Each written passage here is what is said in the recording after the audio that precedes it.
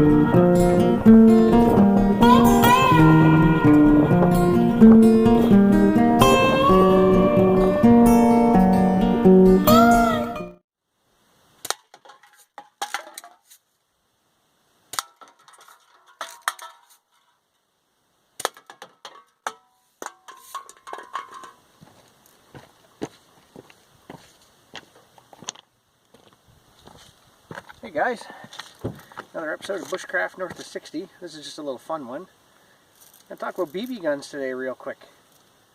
I know a lot of you guys probably live in the UK where it's a little more difficult to own a firearm, especially a rifled firearm maybe.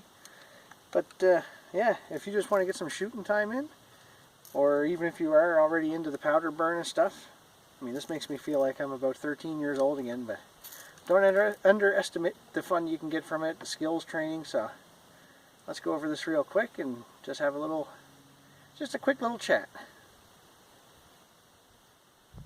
Alright guys, so what we got here is a Daisy 1938B, which is better known as the Red Ryder. There's all kinds of videos on this if you want to see more about it, but I'm just using this as an example. But if you want to learn some firearm safety rules, as far as muzzle integrity, like where to keep your muzzle pointed, trigger, keeping your fingers off the trigger, things like that. Just learning how to handle something a little less consequential than a firearm, but still treating it like a firearm. It's great for that. I mean, I've done a few things to mine. I've stripped the wood down and done a blonde finish on it. I've cleaned up this part of it and tapered it a bit more so it's not a hard edge. Did like a DIY marble, so I've got a white diamond and a brass bead here, but other than that, it's a bone stock Red Ryder. Oh, and sling mounts. So yeah, if you want to take your little guy or girl out in the woods and do some shooting with them, as long as you think they're responsible enough and supervise them, I don't think you can go wrong with something like this. But yeah, you're going to learn trigger control, breathing, stance, different positions and stuff to shoot in. Maybe we should set some targets up and see how this is done here. Alright, so we got a piece of wood out here, which is basically a core sample tray. Chuck some cans on it and see how that goes.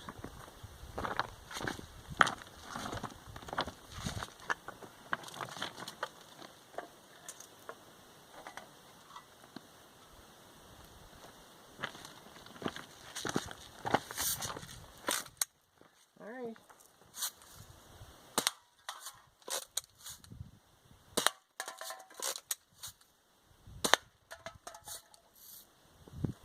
Too easy? Maybe. Let's find something else.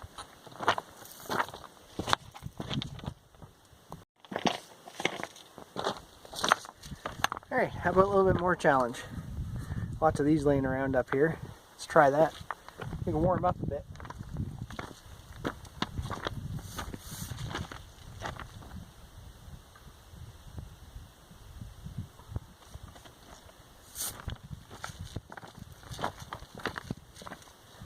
Alright.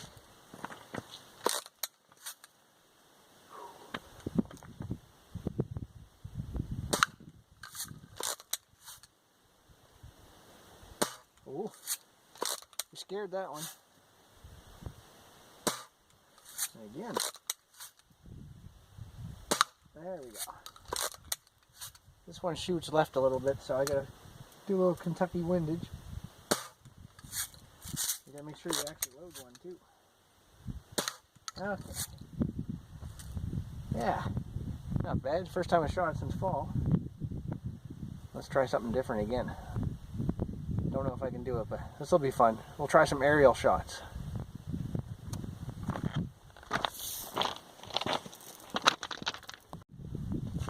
Okay, let's try this without editing 100 times over, I guess, see if I can actually do it. We got 3 cans. I'm going to chuck them on the Jeep here so they are close in hand. I'm going to try some aerial shots. See how that goes.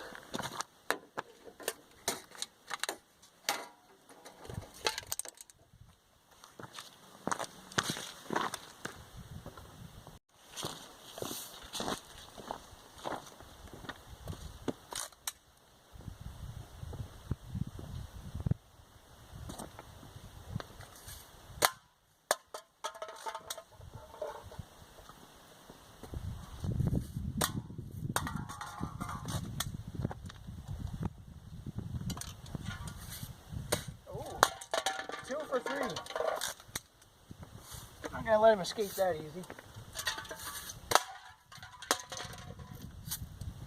Oh well. 3 out of 4. Alright guys, so you're probably asking, what does a BB gun have to do with bushcraft? Well, in my mind's eyes, bushcraft isn't just making things out in the woods or doing the same thing everybody else is doing, but it's going out in the woods, having a good time or in the bush. And yeah, that could even evolve your pastime. So if you're a bit of a shooter, if you want to get into shooting, why don't you try it out? Ammunition is dirt cheap. If you get a couple of pill bottles, by the time the gun's loaded and you get a few of these, there's your afternoon. It's easy to pack. You don't need a special license to get it. You're not disturbing anybody. If, well, I mean, bad example here, I can go in the middle of nowhere in about half an hour. But if you're stuck close to a suburban area, then maybe this is the ticket, as long as you check with your regulations in your area first. But yeah, you can travel with this just about anywhere. It's quiet, it's clean, it's shooting steel. It's not like you're putting lead out there. Not that I normally worry about those things, but if you can do something cleaner, why not, right? Environmentally speaking. But it is just a royal hoot. So if you're kind of thinking you want to get into firearms, but it's a bit of a commitment. So I know here in Canada you've got to take a firearm safety course, and you're going to get a couple of people to vouch for you. You got your paperwork and stuff. So it's a little bit of a process, a little bit of cost involved. But at the same time, if you get one of these and decide you like it and go all the way, I mean, this one's definitely a keeper. There's no reason I'd ever want to get rid of this. But yeah, just a fun little thing you can do. You can chuck this in your pack. I mean, air guns in general, but a BB gun repeater that you can just shoot over and over and over again without reloading. It's definitely not a hunting weapon by any means, but it's super fun. And there's no shortage of targets, at least out here in the woods. I mean, there's cans everywhere, and we're at an abandoned mine right now, so I've got a target-rich environment, as Hickok 45 would say. But you can just sit there on a lake and have a fire going and make some tea and shoot some cans or shotgun shells or whatever. Bring your own targets, paper targets. See if you can take pine cones off of trees. Shoot bubbles in the lake, see if you can drop them.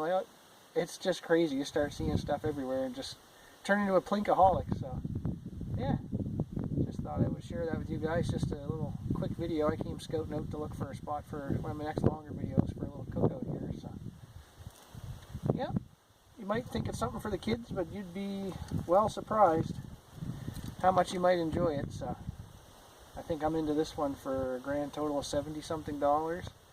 I taught Barbara to shoot on this gun.